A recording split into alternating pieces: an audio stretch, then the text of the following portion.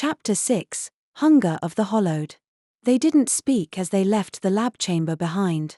There were no words left to shield them from what they had seen, no vocabulary vast enough to soften the horror of glass coffins bearing familiar faces, or the clinical handwriting that had, with casual cruelty, rewritten both their histories in the margins of forgotten research files. The corridor ahead stretched in solemn silence, lit only by the irregular flicker of dying lights and the green glow of vines curling through fractures in the steel. Elira walked ahead now, her back straight, her steps soundless but deliberate. Her body no longer trembled from the remnants of heat, but Quinn knew the control it took for her to move this calmly. Her skin was still flushed, her scent still charged with the kind of energy that quickened the pulse and stirred instincts better left chained.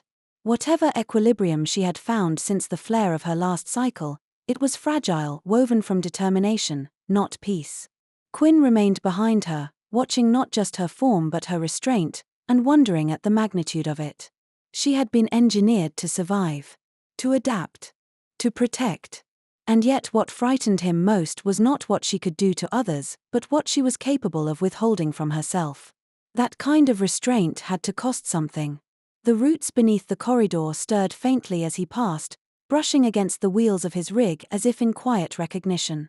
They didn't seek to harm. They didn't wrap or pull.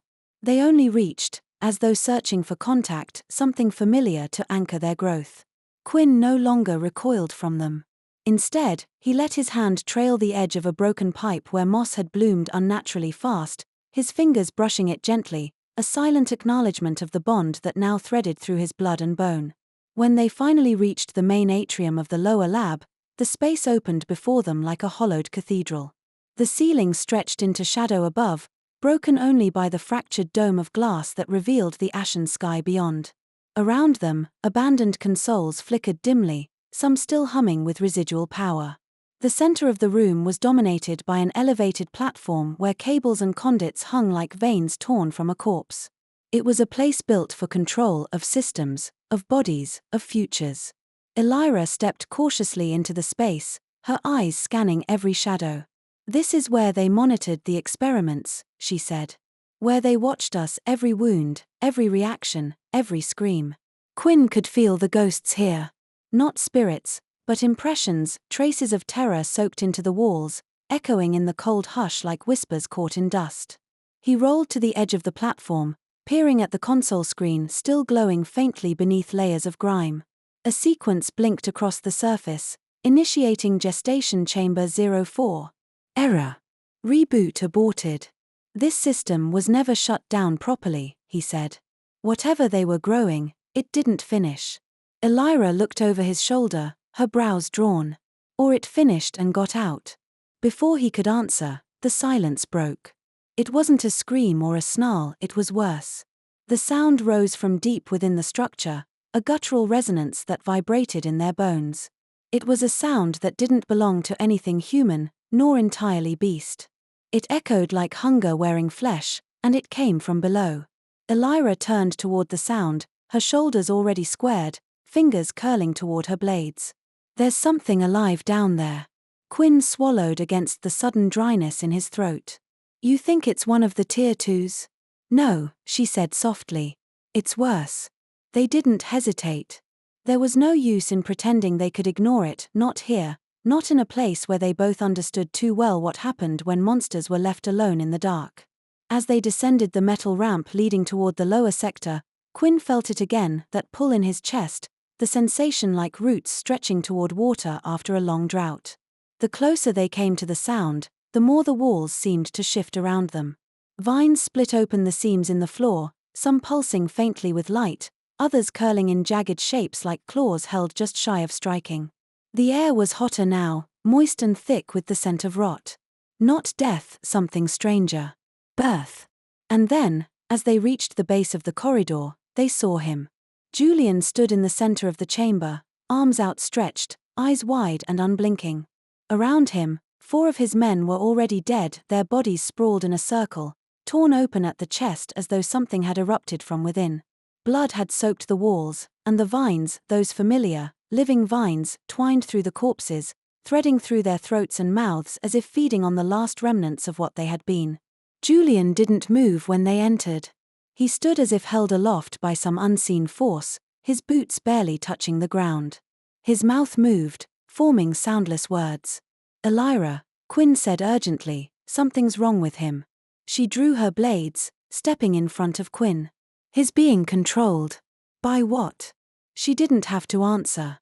From the shadows behind Julian, something stirred. It emerged slowly, its body tall and skeletal, its limbs too long, too fluid to be human. Its skin glistened like wet fungus, and its face, if it could be called that, was a mask of bone and ash. But its eyes were the worst part. Because they were not eyes. They were hollows. And they were filled with vines. The creature stepped forward, and the vines around Julian twitched in response.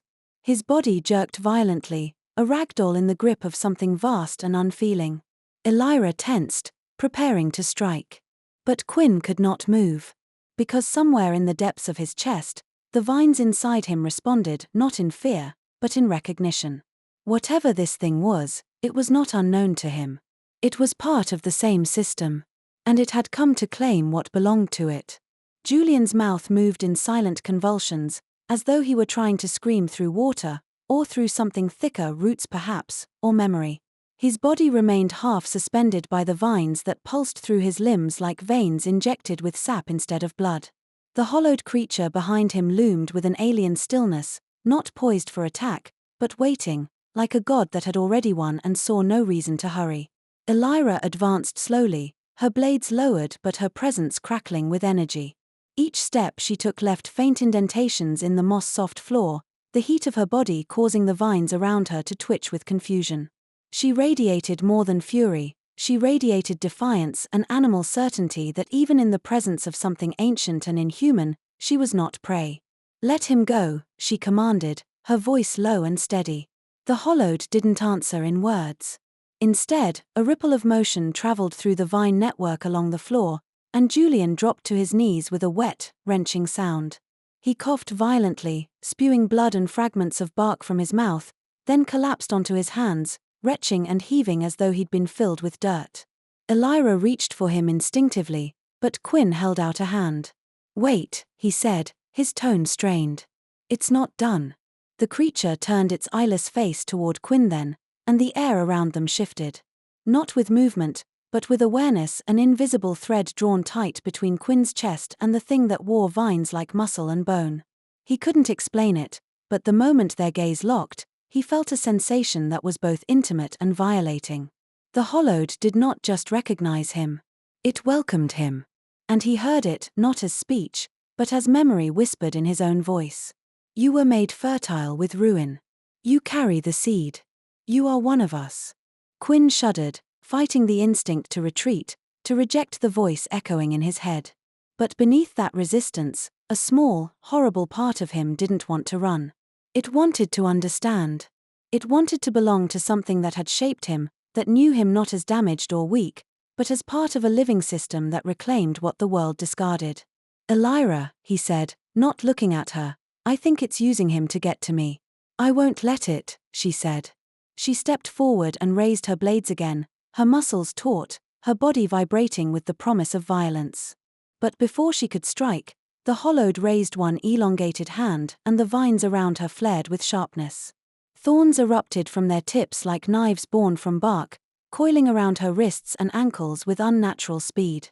Quinn shouted, lurching his chair forward, but the vines near him pulled back, not in fear, but in deference. He looked down and saw them twisting away from his path, curling like dogs exposing their bellies. "They won't harm me," he realized aloud. "They know you," Elira gasped, trying to wrench free. "They obey you." The realization hit him like a fever. He turned to the hollowed, whose hand remained extended, and felt the pressure inside his chest intensify. He reached down, touched one of the vines at his feet, and concentrated not with logic, but with instinct. "Release her." The command wasn't spoken aloud, but the moment the thought crystallized, the vines recoiled from Elira's body, slithering back like retreating serpents. She stumbled forward, breathing hard, her blade still in hand but her eyes wide with astonishment. "You did that," she whispered. Quinn didn't reply. He turned back to the hollowed, gripping the sides of his chair until his knuckles whitened. "What do you want from me?" The creature tilted its head slightly, and then, in a motion too smooth to be natural, it took a step forward. From behind it, something cracked. Julian let out a low, animal groan as more vines burst from his back, not large or aggressive, but thin and trembling, like spider legs reaching for a sky that would never come.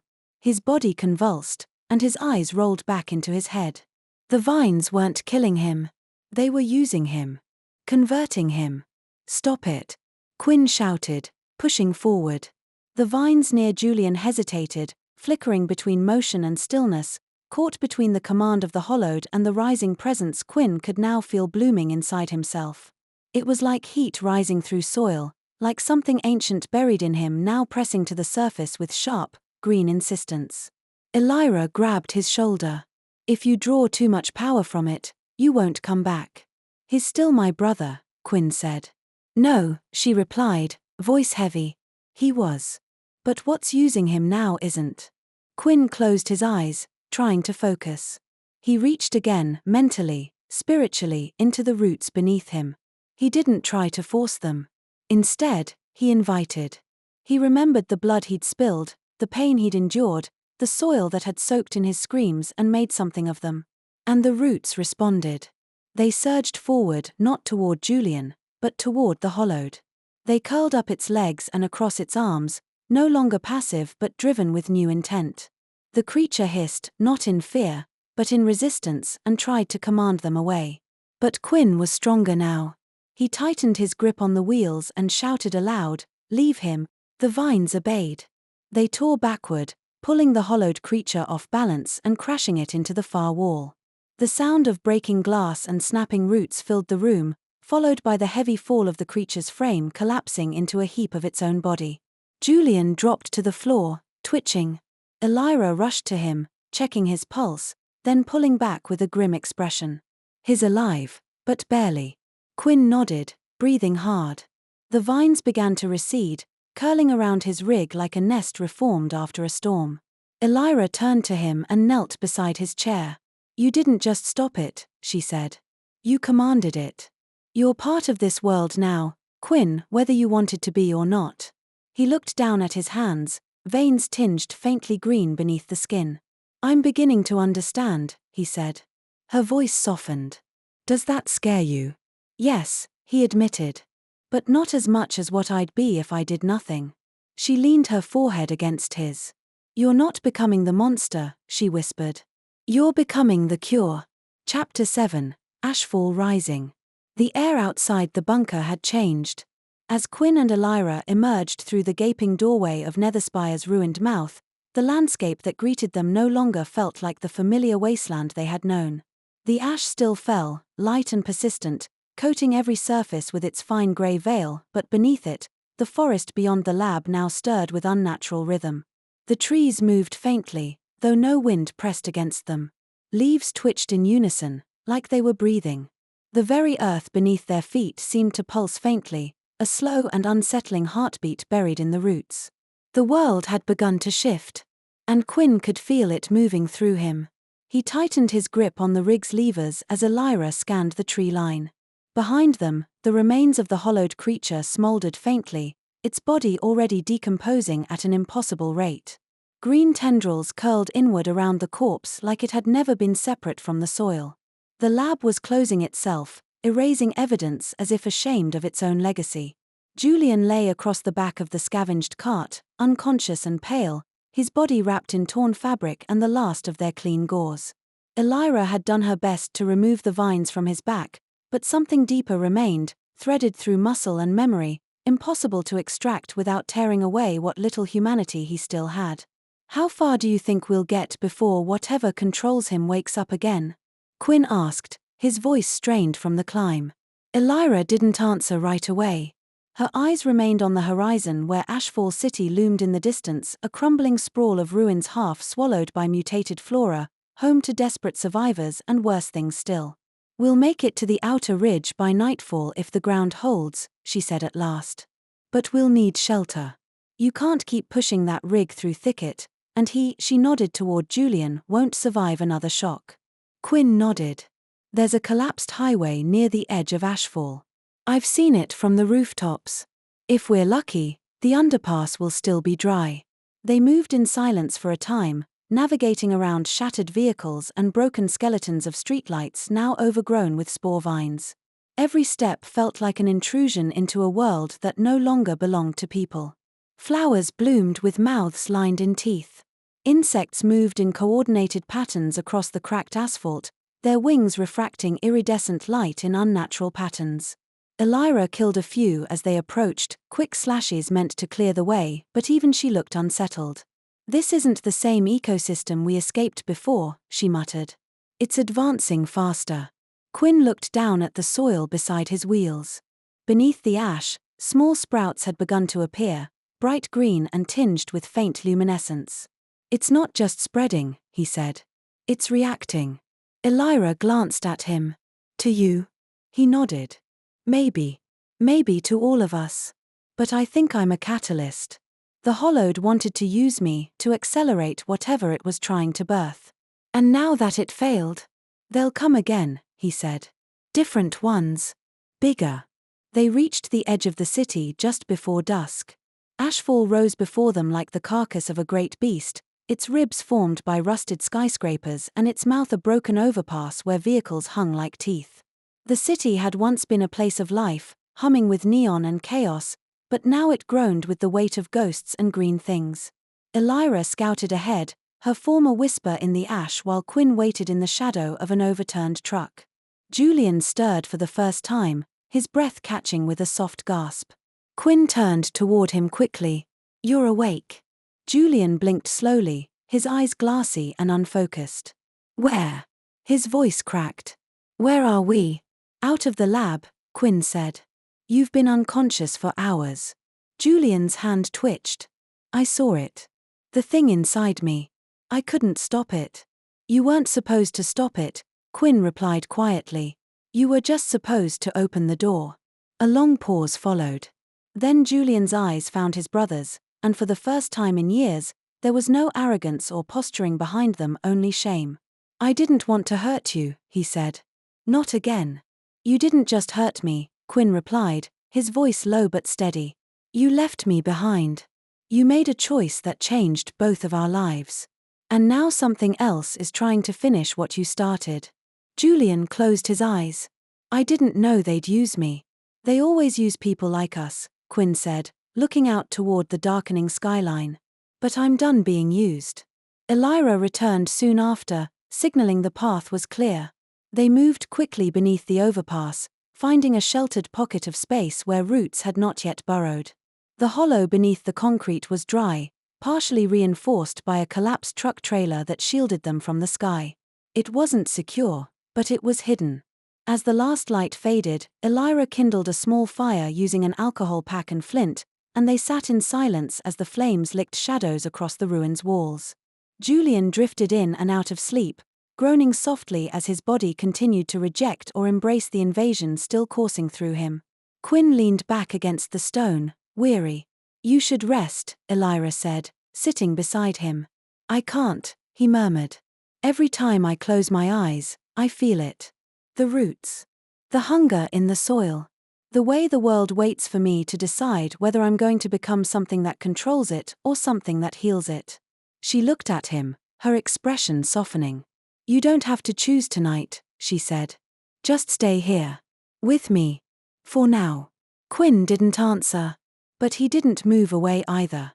And as the firelight flickered between them, they both sat in the growing hush, bound not by fate or prophecy, but by the shared burden of what it meant to be changing in a world that no longer remembered mercy.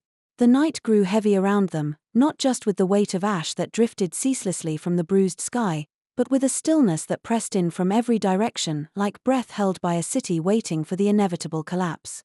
Beneath the overpass, the fire flickered low, casting long, shuddering shadows across the concrete and the twisted steel beams above. The wind carried distant sounds, whispers of moaning, the rhythmic drag of something being pulled across broken ground, the clatter of something metallic far away. But closer still, there was breath. Julian stirred again. Not the restless twitching of fevered dreams, but the deliberate motion of someone reawakening to pain and memory. He pushed himself upright with a groan, his hand pressed to his chest where the vines had rooted before Quinn had pulled them back. His skin there was veined with faint green lines that pulsed gently, like old scars lit from within. Quinn was already beside him.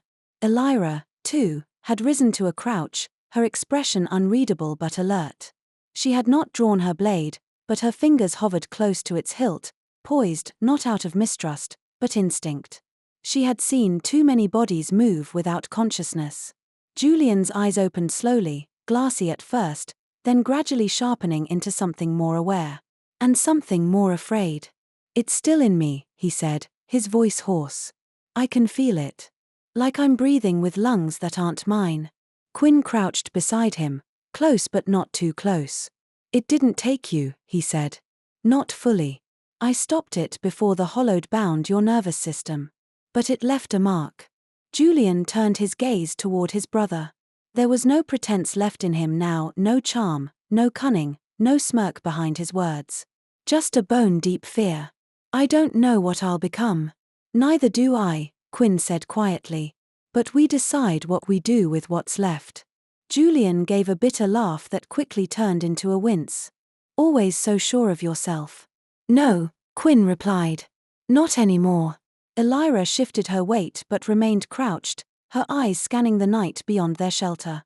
"We need to move before dawn. Something's watching."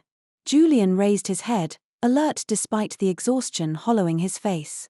"The lab sent others after me," he said. "Before the hollowed. After I escaped the first time, they planted a tracker. I tore it out, but I think it was already too late." Elira's voice was steady, but cold. "You led them here?" "I didn't know," Julian snapped, frustration tightening his jaw. "I didn't know they were using me. I thought I was getting close to shutting them down, to turning their system against them." Quinn exchanged a glance with Elira, whose frown deepened, but she nodded once. "Intentions don't change outcomes. If they're coming, we need to be ready." Julian pushed himself to his feet with effort, and as he stood, Quinn caught a flicker of movement beyond the overpass, a figure, distant and cloaked in shadow, just visible against the eerie luminescence of the vine-covered skyline. The shape stood too still to be animal, and too tall to be a typical infected. It lingered for a heartbeat longer, then vanished behind a collapsing wall of steel. "They've found us," Quinn said. Elira drew her blades. "What do you want me to do?" Julian asked, his voice steadier now, forged by desperation. "You still know how to run?" she asked. He hesitated, then nodded. "Then don't," she said. "Not this time."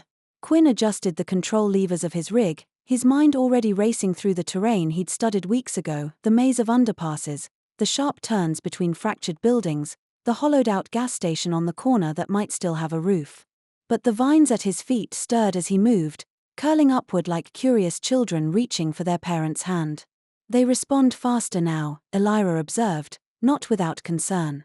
Quinn exhaled slowly, pressing his palm against the cracked earth. The vines reacted immediately, pulling back or parting as if yielding to his presence. "They're tied to my emotions," he said. "The stronger the feeling, the more they listen." "Then keep your fear close," she said. "But don't let it speak louder than your will." Julian had already retrieved his rifle from where it had been slung across a rusted pipe. He held it like a soldier again, shoulders squared, eyes narrowed, not because he believed in redemption, but because this was the one thing he had left, to fight beside those who had not yet abandoned him. From beyond the ruined scaffolding, a voice rang out, thin, distorted, and amplified by an old PA system. "Quinn Mercer. Elira Thorne. You are harboring compromised assets. This is directive command. Lay down your weapons and submit for genetic retrieval." Quinn's blood turned to ice. The voice was not unfamiliar. Elira's expression did not change, but he saw her knuckles tighten on the hilt of her weapon. "Who is that?" Julian asked, but Quinn already knew. Elira spoke the name as though it had never left her mouth, only waited for the right moment to return. "Lam Nyx." Quinn turned toward her. "You told me he died." "I believed it," she said. "But I was wrong." The voice repeated the demand, now closer. From the dark, pale figures emerged, uniformed, masked, armored in pale bioreactive suits etched with glowing lines. They moved with precision, forming a semicircle around the underpass, weapons aimed but not yet firing. And at the center of them stood a man tall, refined, grey-haired and immaculate despite the ruin surrounding him. His eyes were cold, analytical, inhumanly calm. "Elira," he said with faint amusement, as if greeting a long-lost daughter who had simply wandered too far. "I knew you would come back. They always do." Her face remained blank. "You made me," she said. "But I chose who I became." "Not entirely," LamNYX replied. "And if the world is to heal, I must finish what I started." Quinn felt the vines at his feet surge again. But this time, they didn't wait for his command. They responded to his rage. And they struck. Chapter 8, Heartroot. The vines answered Quinn's fury like storm clouds responding to thunder. From the earth beneath the overpass, a roar of movement surged outward, green tendrils erupted through cracks in the asphalt, spiraling with sudden violence, wrapping around the feet of the advancing soldiers before they had time to adjust their formation. Their coordinated lines faltered as the vines coiled up armored calves and around knees, tightening with a force that buckled metal. Muffled shouts broke across their formation, but none of them reached LamNYX. He stood untouched, unmoved, watching the chaos unfold around him with the unnerving detachment of a man watching waves crash from behind glass. Elira moved first. Her body surged forward with the speed of a predator who had been waiting to strike for years, blades gleaming in the dying firelight. She passed Quinn's side in a breath, already cutting down one soldier who struggled to free his weapon from the creeping mass of flora. Steel met bone, and the figure collapsed without a cry. Julian flanked her, rifle raised, firing precise bursts toward the ones farther out. He didn't speak, not a single curse or command. He simply moved with desperate clarity, as though each bullet carved out some small measure of repentance. Quinn didn't shout commands. He didn't have to. The vines moved with his breath. They felt his anger, cold and focused, and responded not with wild flailing but with purpose. They bound weapons, snapped ankle joints, and crushed air from lungs. Not with vengeance, but with something far older, balance. But LamNYX remained still. When Elira reached the circle of cleared earth where he stood, untouched by root or ruin, he raised his hand not to strike, but to halt. "Daughter," he said, his voice smooth and infuriatingly calm. "You mistake autonomy for defiance." She didn't stop. The moment her blade sliced toward his throat, a burst of force knocked her backward. Not a punch. Not a weapon. It was pressure, sonic or kinetic. Quinn couldn't tell, but it sent her flying 10 feet through the air and crashing into the side of a burned-out car. Quinn's heart leapt into his throat, but Elira was already rising, blood at the corner of her mouth, her eyes gleaming with rage. "I'm not your daughter," she growled. Lam stepped forward, his coat unruffled, his hands at ease. The air shimmered faintly around him now, and Quinn saw it for what it was, a suppression field, drawn from the very energy the lab once used to cage beings like Elira. A field that rejected nature. That silenced mutation.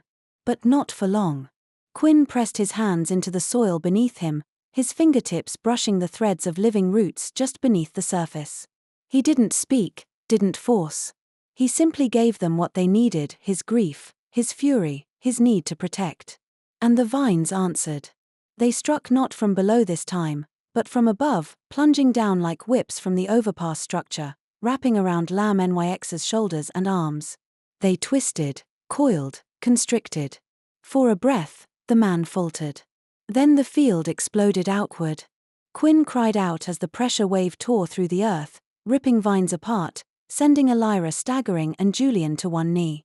The root system screamed through him, not in sound but in sensation, a tear, a rupture in the web that bound them all. Lam's voice echoed through the smoke. "You are not the first empath to think he could control nature. But you forget, nature is a system. I designed it. I carved it to heal." Elira was already charging again, teeth bared. "You carved nothing," she spat. "You mutilated." She reached him. This time, her blades found flesh. Blood sprayed across the pavement as one of her knives slashed across his side, and Lam staggered, face twisting not in pain, but in surprise. He raised his arm to strike her with another pulse, but she ducked beneath it, sweeping his legs out from under him. He fell hard. Quinn felt the vines beneath him stir again, ready to act, to bind, to bury. But he paused, trembling from the effort of holding them back. He didn't want to kill out of instinct. He wanted Elira to choose. She stood above Lamb now, panting, blood across her jaw and hands. Her blade hovered inches from his throat. "Do it," Lamb rasped. "End what I began." Quinn wheeled forward, breath ragged. "You don't have to prove anything to him." Elira didn't look away from her father. "I'm not proving anything," she said, voice trembling. "I'm ending it." And then she drove the blade down, not through his throat, but into the soil beside his head. Lamb froze. Elira leaned in, her voice low and deadly. "I'm more than what you made," she whispered. "And that means you don't get to decide how this ends." She turned and walked away. Lamb lay still. Quinn followed her with his gaze, awe and fear twisting together in his chest. He had seen what it meant to be powerful. But what Elira had done, that was strength. And as the roots retreated, curling back into the soil like sighing breath, the world around them shifted again. The vines no longer trembled with hunger. They pulsed with calm, with choice, with heart. The silence that followed Lamb NYX's fall was not relief, it was reckoning. Even unconscious, the architect of so much destruction carried a presence that refused to dissolve. His breath came shallowly, each exhale a reminder that the monster had been spared. Not defeated. Not absolved. Only denied the end he expected. Elira stood with her back to his prone form, her shoulders still tense, as though expecting herself to turn and strike after all. The blade in her hand trembled slightly, not from exhaustion but from the lingering current of a decision that defied every instinct she had honed to survive. Killing him would have been easy. It would have been satisfying.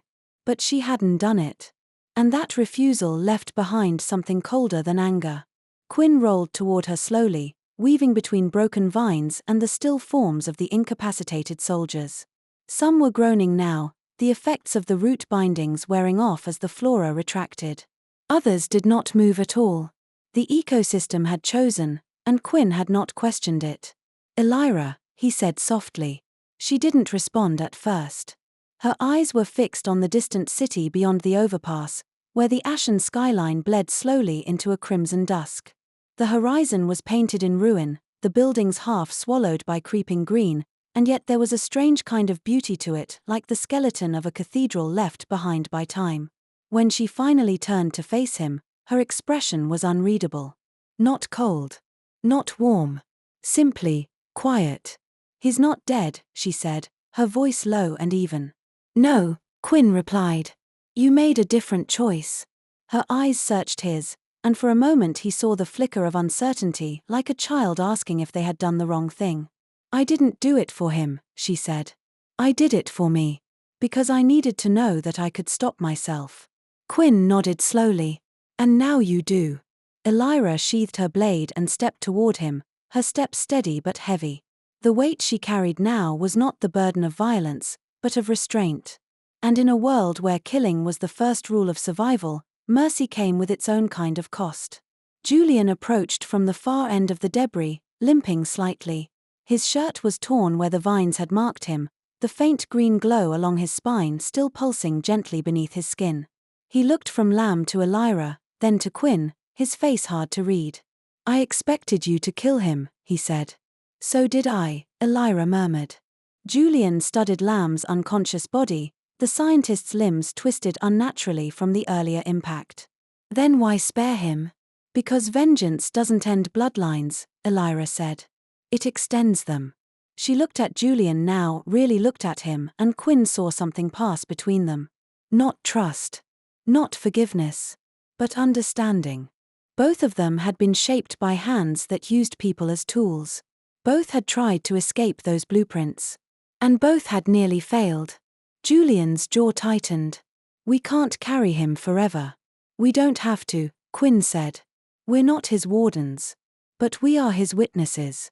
And that's worse for him." For a while, none of them spoke.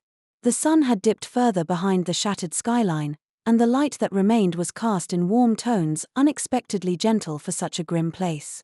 The roots beneath Quinn's wheels curled softly, like breath settling after tension. He felt them relax, not because the danger was gone, but because the purpose had passed. He looked down at his hands. They didn't tremble.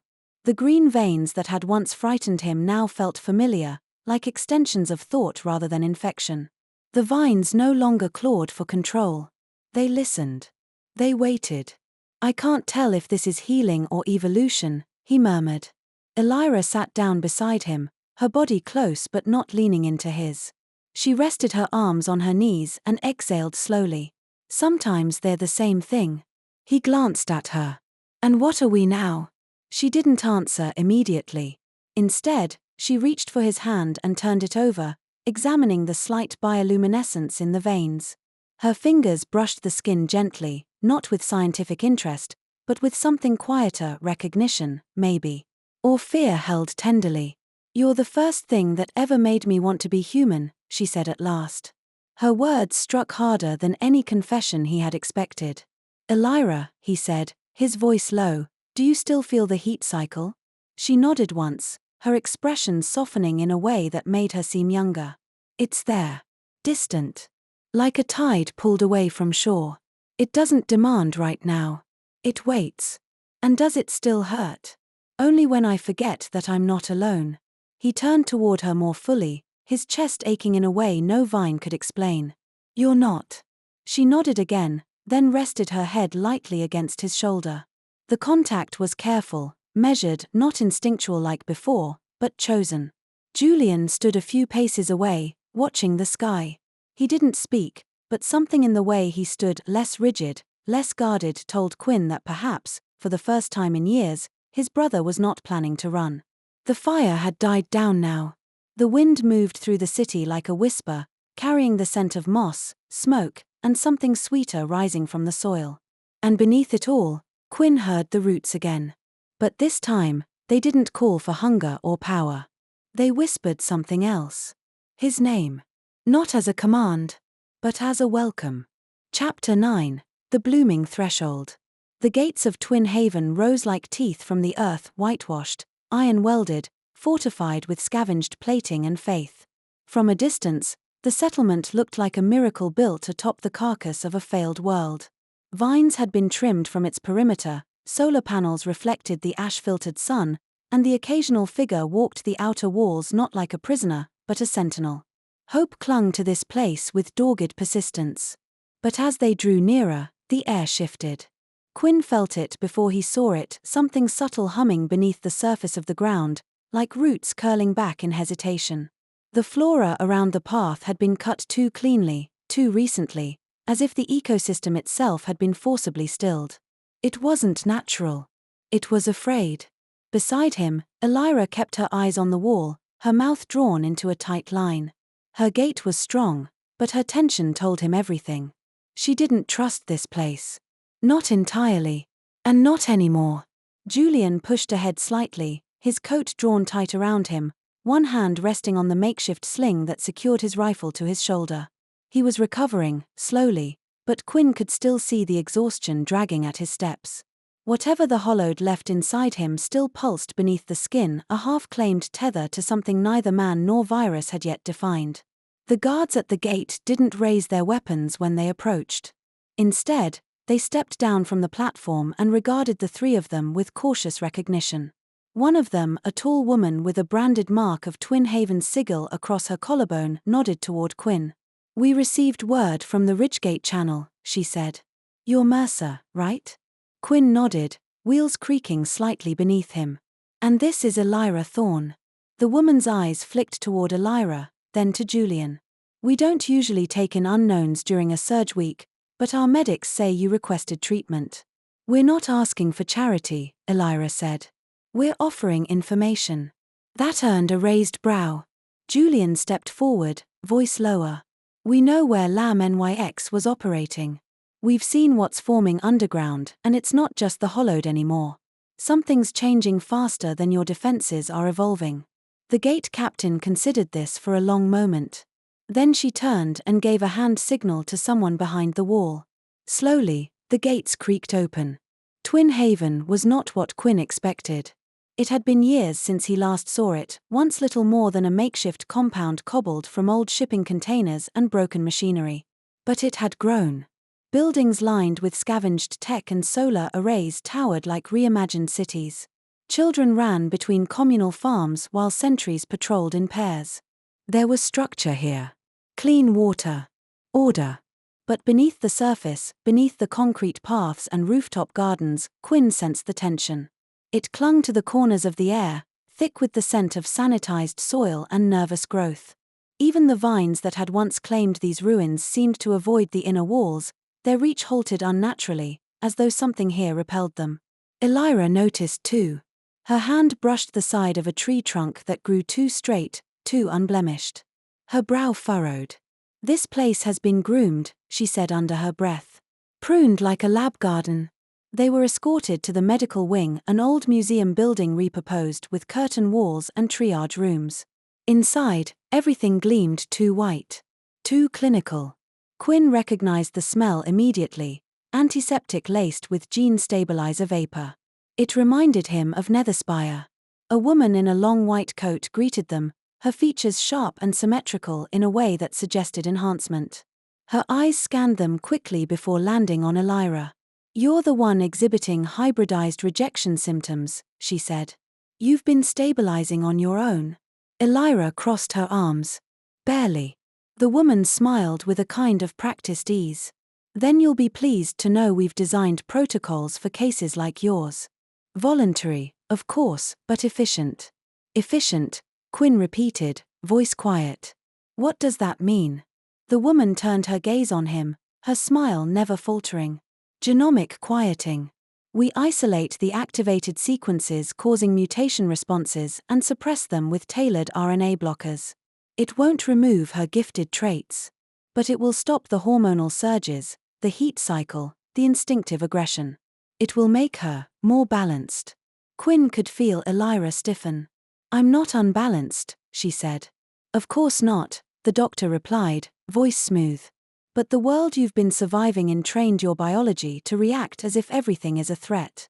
We offer you the chance to breathe without bracing." The words were well constructed. Polished. Meant to soothe. But they rattled something in Quinn's chest, a memory of control wrapped in silk. "We'll need to consider it," he said. The doctor nodded, gesturing them toward a room set aside for recovery. "Take your time. We're not like the world outside. No one's going to force you here." But the moment the door shut behind them, Elira paced. "She wants to sedate part of me," she said. "Clip something vital and call it healing." "They're scared," Quinn murmured. "Of what you are.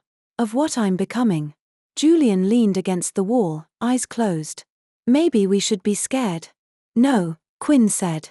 "Not of ourselves. Not anymore." Outside their window, the first bloom of night had begun to unfurl over the city, casting long shadows that curled across the walls like fingers. But beneath the surface of Twin Haven, something trembled. Quinn could feel it. A pulse in the roots beneath concrete. A memory rising. And far below, something ancient turned toward him and began to whisper. Not with words, but with hunger. Elira sat on the edge of the examination bed, her posture rigid, her fingers splayed against her knees with a pressure that turned her knuckles pale. She hadn't spoken since the consultation. Not really.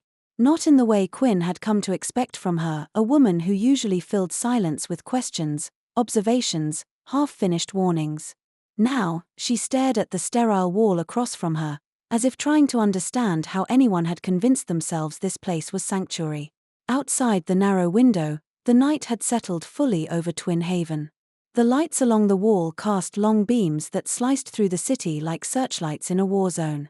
The air filtration units hummed overhead, their rhythm too precise, too clean, too controlled. And beneath it all, Quinn still felt the faint pulsing of something older and more organic pressing against the soles of his boots, against the wheels of his rig, against the marrow in his bones. "They want to cut it out of me," Elira said at last. Quinn turned toward her, but didn't interrupt. "They dress it up in language that sounds like healing. As if sedation is kindness. As if carving away the parts of me they don't understand will make me easier to accept.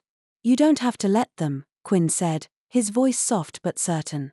You owe them nothing. Elira's eyes met his, the gold of them dulled by exhaustion but no less sharp. Part of me still wants to believe this place could be a home. It could, he said. But only if it accepts all of you. She looked away again, her throat working around unspoken thoughts. I spent so long surviving by instinct that I forgot what it felt like to be seen without fear.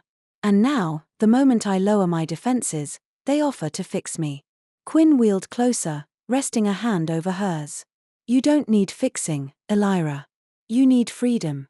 Outside the room, footsteps approached, measured, soft-souled, deliberate. The door creaked open, revealing Julian. His expression was unreadable as he stepped inside, then leaned against the far wall with the weariness of a man who had been walking too long through lies. They're watching us, he said quietly. All of us. I found surveillance units in the walls near the medical wing. Not standard ones, hidden lenses laced with sensory threads. They're collecting more than diagnostics. They're cataloging reaction patterns. Behavioral shifts. Elira stiffened. They're still experimenting. They just call it policy now, Julian replied. They didn't build Twin Haven to be a haven. They built it to control the bloom. Quinn frowned. The bloom? Julian nodded. That's what they call it underground. The ecosystem. The spread. The floral neural web. They don't understand it, so they suppress it. They've got tech beneath the southern barracks, a chamber that releases inhibitors into the soil. Bio-dampening fields. Quinn's stomach tightened. They're poisoning it, he murmured. Julian didn't argue. And you're the reason it's resisting. Silence stretched between them, thick as sap. The truth didn't need to be said out loud, but it echoed in the space anyway.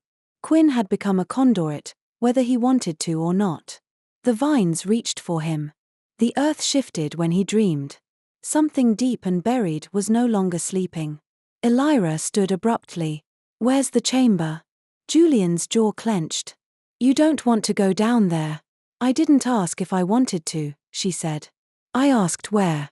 Quinn turned his rig toward the door, his voice steady. We go together. They moved under cover of darkness, slipping through the narrow corridors behind the med bay, past locked labs and chambers labeled with innocuous names: Ecosystem Integrity, Genetic Ethics, Containment Zone 3. Guards passed overhead, unaware or unwilling to look too closely at the shadows. Twin Haven wore its safety like a mask stretched tight over rotting bone. Julian led them to a service lift long decommissioned for civilian use.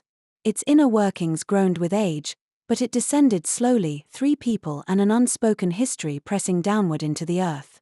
When the doors opened, the air was different. It was damp, but sterile.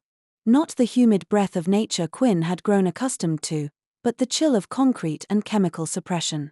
Lights flickered dimly overhead, casting greenish halos over the corridor. Roots spidered across the walls here, thin and fragile, like vines trying to breathe through glass. They followed the corridor until it opened into a domed chamber, part greenhouse, part vault. Machines lined the perimeter, humming with artificial calm. And in the center stood a towering node of glass and metal, pulsing faintly with blue light. The inhibitors. Quinn felt a sharp throb beneath his ribs, and he gasped. Elira, he whispered, pressing his palm to the floor. They're hurting it. She was already at his side, her expression tight with rage. Then we shut it down. Julian moved toward one of the control panels, scanning the console. It's synced to the grid. Taking it offline will send a signal to the upper command levels. Let them come, Elira said. But Quinn wasn't listening anymore. Because something was rising through the roots beneath his palm, not pain, not fear, but a voice. Low. Old. Patient. Seed-bearer. He stiffened. The chamber dimmed around him. The pulse of the inhibitor flickered once, then stabilized. You've come where they silenced us. Where they buried the marrow of the world. But the roots remember. And now, through you, we bloom again. His eyes widened. His breath caught. Elira touched his shoulder. Quinn.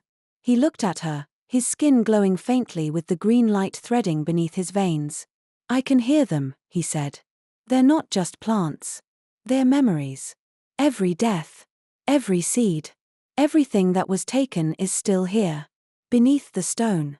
The light around them intensified. And the vines stirred. Chapter 10, Crown of the Hollowed. The vines did not rise in rage. They rose in memory. They threaded through the vents, through the cracks in the chamber floor, unfurling like the fingers of something that had waited far too long to be touched. They did not scream. They did not lash. Instead, they bloomed, in slow, deliberate motion, petals of bone-white and blood-red opening where the steel had once held them back, roots splitting tiles with the gentleness of grief instead of fury. Quinn knelt in the center of it all, his hand still pressed to the earth, his breath coming slow and steady, like he was listening for the last note of a song only he could hear. His veins shimmered beneath his skin, not wildly, not in warning, but in rhythm. He wasn't controlling the bloom anymore. It wasn't about power or command. It was about acceptance. Elira stood just behind him, her blade still unsheathed, though her stance had shifted from defense to reverence. Her eyes, golden and unblinking, reflected the eerie glow of the chamber as she watched the inhibitor pulse weaken, flicker, and finally dim. The room seemed to exhale when it failed, lights fading into dusk, machines sighing as their purpose crumbled into irrelevance. And from the hollow below, something awakened. Not a creature. A presence. Julian backed away from the central node, rifle half raised, his breath shallow. "It's coming up through the bloom," he said, his voice barely above a whisper. "I can feel it." Quinn lifted his head. "It's not just coming. It's been here all along." The floor split. Roots exploded upward, not violent, but deliberate, parting tiles and cables as though the lab had always been a cage wrapped around something ancient. At the heart of it rose a form, not human, not exactly beast, but something that borrowed the shape of both. Its body was woven of vine and flesh, bark and sinew, a crown of antlered bloom curving from its skull like a crown of bone and thistle. Its face was not entirely a face. Its eyes were hollow, glowing with green fire, but behind them sat the weight of centuries. Not madness. Not hunger. But mourning. Quinn couldn't speak. His breath caught in his chest, not from fear, but recognition. This was the thing the ecosystem had remembered. The voice in the root speech. The intelligence beneath infection. The king of the hollowed. Elira stepped forward, not attacking, but anchoring herself between the entity and Quinn. "What are you?" she asked. The voice that replied did not come from the creature's mouth. It echoed in the walls, in the vines, in the marrow of every living thing within the chamber. "We are the consequence." Julian aimed his rifle. Of what? Of forgetting. Of burying. Of pretending that what you sow in blood will not return in bloom. Quinn rose slowly, the roots supporting his weight as though they had been carved to match the shape of his spine. "You remember the world before," he said. "We remember all of it." Elira narrowed her eyes. "Then why emerge now?" The king tilted its head slightly, and the vines around its body shimmered with faint blossoms, as though emotion passed through them in color. "Because you have awakened the heartroot. You have refused the culling. You did not let them shape you into blade or seed. You became choice." Julian's hands trembled on his weapon. "You're trying to replace us." "No," the voice replied. "We are trying to stop you from ending yourselves." Quinn stepped forward, past Elira, past the trembling walls. "Then why raise an army?" "Because mercy does not hold power in this world. Because your kind does not listen to whispers. Only to thunder." Silence followed. Elira spoke slowly. "If we stand down, if we give you a voice in the world above, what stops you from rooting through every city and taking control?" The answer came not in words, but in a gesture. The king knelt. The vines followed. All around them, the bloom bowed not in submission, but in offering. "We do not seek dominion. We seek memory. We seek restoration." And you, the king's glowing eyes turned to Quinn, were the one seed they could not erase. ****. Quinn felt something shift deep inside him. Not power. Not mutation. But clarity. "I was never infected," he whispered. I was grafted. Elira turned to him, stunned. You're part of the root line. Julian stepped back, understanding dawning on his face like a slow, terrible sunrise. They used your blood for the initial strains, he said to Quinn. Your parents. Your cells were the foundation. That's why they never let you die. Quinn looked at the king. What do you want me to do? The vines curled around him gently, holding him not as a prisoner, but as one of their own. Guide them. Speak for what has no voice. Break the cycle. Or burn with it. For a moment, time did not exist. Not as a measurable thing. There was only the thrum of the earth beneath Quinn's feet, the steady pulse of roots beneath his skin, and the awareness of something vast and ancient watching him, not as a god, not as a monster, but as a mirror. The king of the hollowed stood before him, vines curled around its limbs like veins exposed to starlight, waiting not with hunger or command, but with silence. It had asked not for power. Not for obedience. Only choice. Behind Quinn, Elira shifted, her breath shallow. She stood on the edge of something: instinct, evolution, memory. The glow from the inhibitor chamber flickered and died fully now, its sensors dark, its silence total. The suppression field had collapsed. Whatever restraint Twin Haven had placed on the world below was gone. And something inside her had begun to stir in its absence. He could feel it in her proximity, in the tension riding the line of her spine, in the tremor just beneath the surface of her stillness. Her cycle had returned, subtle, potent, magnified by the collapse of everything they had kept at bay. But it was different now. No longer violent. No longer untethered. It responded to him. To the bond they had forged through survival, blood, and recognition. Elira, he said, not turning from the king, what do you feel? Her voice, when it came, was low and rough with restraint. Everything. Julian's presence at the chamber's edge remained still, but not passive. He was listening too, reading the currents of tension and transformation in the air. His hand hovered near the rifle strapped across his chest, not with aggression, but with hesitation. He had been betrayed too many times to not expect it again, even here, even now. Quinn stepped forward slowly, and the vines parted before him. He no longer needed to speak to them aloud. They responded to his breath, his heartbeat, the thoughts that bloomed behind his eyes before he could even shape them into language. He reached the king and looked up into that faceless mask of flora and bark and found no malice in it, only grief. The grief of an entire world forgotten beneath concrete, of life pushed into the shadows because it could not be controlled. I don't know if I can lead anything, Quinn said quietly. I'm broken in ways you may not understand.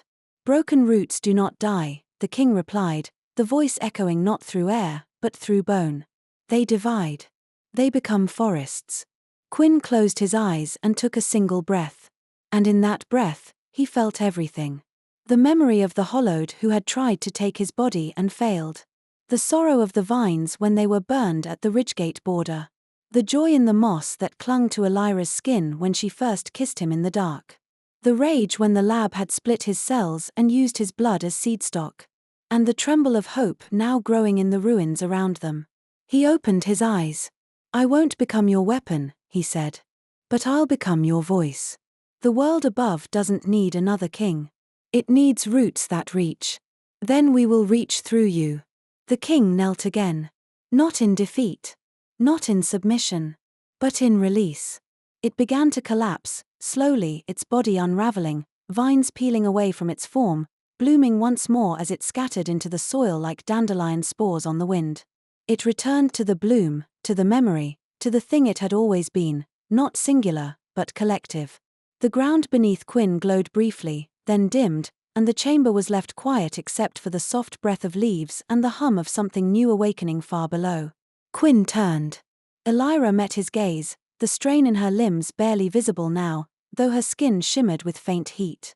Her pupils had dilated. Her breathing was uneven. But her mind was her own.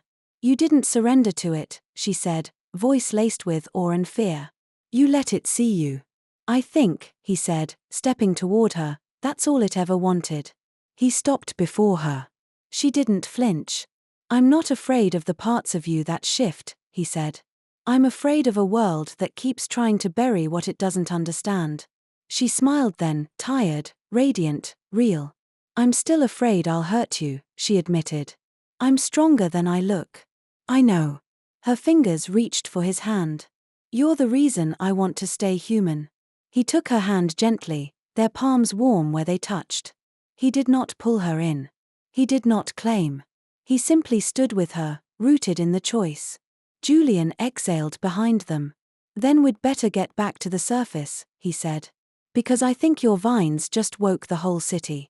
And indeed, above them, the walls trembled with alarm.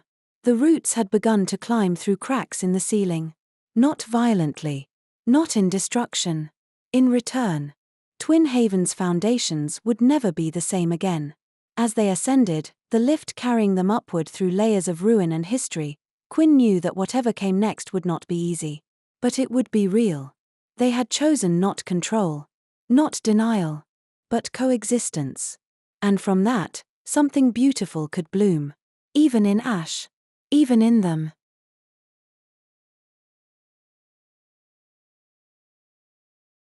Thank you for listening. If this story touched your heart, give it a like and subscribe for more beautiful tales.